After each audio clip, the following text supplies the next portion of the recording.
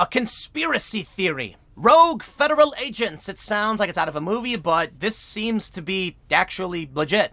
That there was a concerted effort, I could say conspiracy, between rogue FBI agents to take down Donald Trump's staff because they hated the guy. I mean, look, Peter Strzok, that's the guy's name, I think I'm pronouncing it right, stopped the FBI from ending Flynn probe despite lack of derogatory evidence, unsealed documents reveal. Let me just break this down really simply. The FBI was like, we're done with this. We're done with Flynn. There's nothing here. And this dude said, no, don't close it. Leave this open. And they got Flynn on a technicality. We now know, this is what's crazy. They wanted to go after Flynn under the Logan Act, which apparently has never been used. And Jonathan Turley, who I believe a constitutional scholar, said it's shocking to see how desperate they were to manufacture a crime against Michael Flynn. Let's read the story.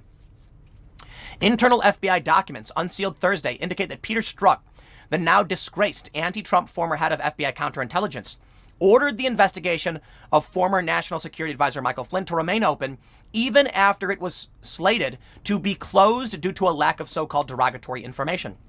The materials surfaced just a day after explosive FBI communications revealed that top bureau officials discussed their motivations for interviewing Flynn in the White House on January 24, 2017, and openly questioned if their goal was to, quote, to get him to lie so we can prosecute him or get him fired.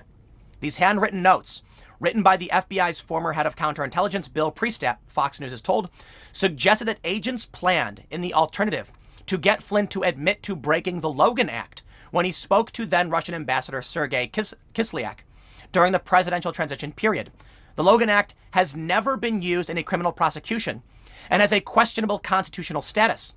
It was enacted in 1799 in an era before telephones and was intended to prevent individuals from falsely claiming to represent the U.S. government abroad. In late 2017, Flynn pleaded guilty to making false statements to Strzok and another agent during that White House interview.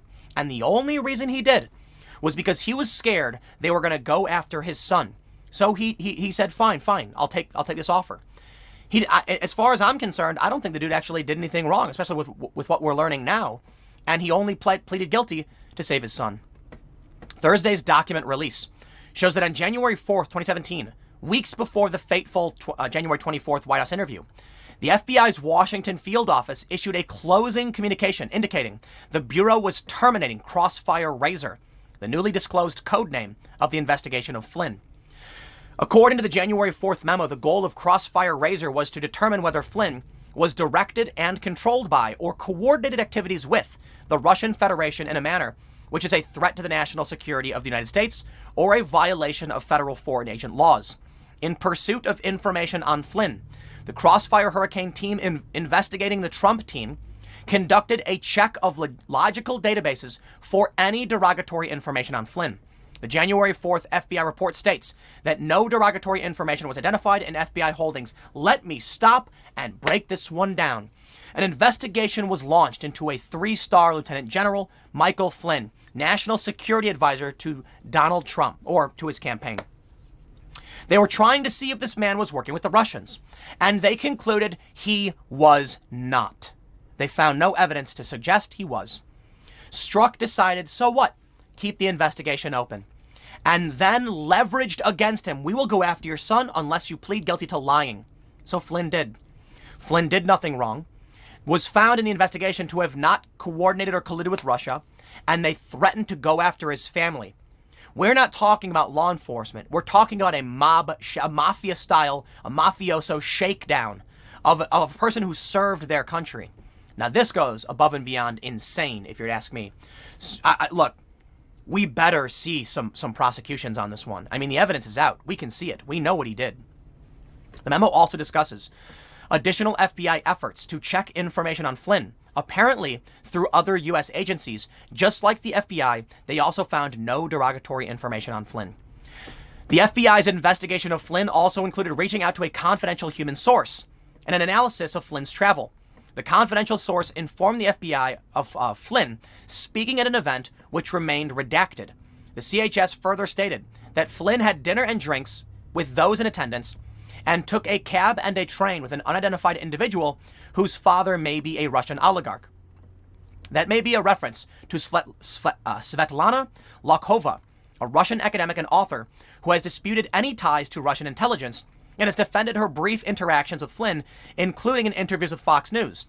It appears the FBI found no concern for any of Flynn's ties to Lokhova. Based on the lack of derogatory information, the Washington field office concluded that Flynn was no longer a viable candidate as part of the larger Crossfire Hurricane umbrella case.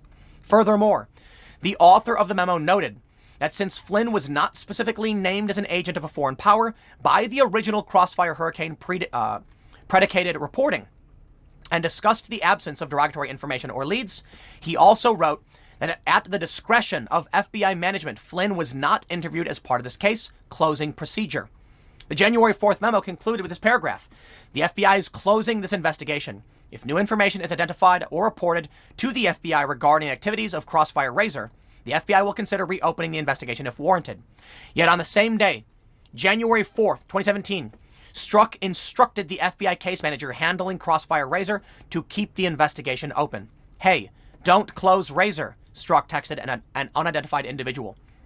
Strzok informed the FBI case manager that the FBI's 7th floor was involved, referring to FBI leadership, that they still need to decide what to do with him with respect to redacted.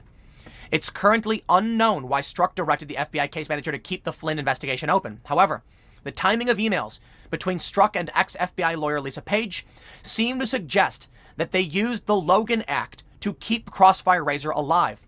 Strzok forwarded a 14-page research paper on the Logan Act the same day. Constitutional law professor Jonathan Turley called the revelations about the FBI's conduct chilling, especially given that the Logan Act has never been enforced and seemingly has little modern-day relevance even in the abstract, saying, quote, "I have been a criminal defense attorney for decades. I have seen abusive tactics. However, this is one of the most thuggish records I have ever seen. Most concerning is that they were trying to create a crime, not investigating a crime. The use of Logan only highlights that bias," he added. There was a time when networks like MSNBC and CNN argued for civil liberties and against such abuses. Now, because such principles would benefit Trump, there is such a shrug with a common mantra: everyone does it. Yes, abuses occur, but that is not license for their commission. Conservative commentators seeking to understand the FBI's actions have noted that former President Obama personally had warned the Trump administration against hiring Flynn and made clear he was not a fan, according to multiple officials. Obama fired Flynn as head of the Defense Intelligence Agency in 2014. And now many conservatives are saying that these documents that were released now implicate Barack Obama. The reason being, they sought authority to keep things open, to move forward with what they were doing. They say during the White House interview, Flynn told the agents not really when asked if he had sought to convince Kislyak not to escalate a brewing fight with the U.S. over sanctions imposed by the Obama administration. According to an FD 302 witness report prepared by the FBI, Flynn also reportedly demurred when asked if he had asked Russia to veto a UN Security Council resolution that condemned Israel settlements in the West Bank. The Obama administration abstained that vote. Flynn issued other apparently equivocal responses to FBI agents' questions, and at various points suggested that such conversations might have happened or that he could not recall them if they did, according to 302. But questions remained as to the strength of the FBI's case. Then FBI Director James Comey admitted in 2018 that the Flynn interview at the White House did not follow protocol and came at his direction. He said it was not something I probably wouldn't have done or maybe gotten away with in a more organized administration. And then FBI Deputy Director Andrew McCabe later said the interview was very odd because it seemed like Flynn was telling the truth to the two agents who interviewed him. Flynn, the interviewing agents told McCabe, had a very good recollection of events, which he related chronologically and lucidly, did not appear to be nervous or sweating, and did not look side to side, all of which would have been behavioral signs of deception. Yet, what did they end up doing? They said they would go after Michael Flynn's son, and so he caved, even though we now know, in a series of images being painted by these interviews and by these documents, what else is there? Now, many people have brought up some conspiracy theories. I'm not going to get into this. Look, Some people are saying, Tim, you're way behind on this story. Why aren't you talking about this years ago? I could have. But right now we have definitive statements and evidence backing all of this up. And that's all I can do. The best thing about making sure we have our I's dotted and our T's crossed is that you can't deny this anymore. It is now in plain sight what they did. An innocent man had his family threatened by rogue FBI agents. They were going to go after his kid, so he just pleaded guilty and gave them what they wanted. If they can do it to him, they can do it to you. And guess what? I know this. I've always known this. Where has the principled left gone to challenge the authoritarian encroachment of the executive branch? Nowhere to be found, it seems. They have no problem throwing an innocent man under the bus because it hurts Donald Trump. These people have lost their minds. Or they never had them to begin with. I don't know. I'll stay on this story. We'll see how there's more to come, I'm sure. Maybe we'll see some indictments. Stick around. I got one more segment coming up for you in a few minutes, and I will see you all shortly.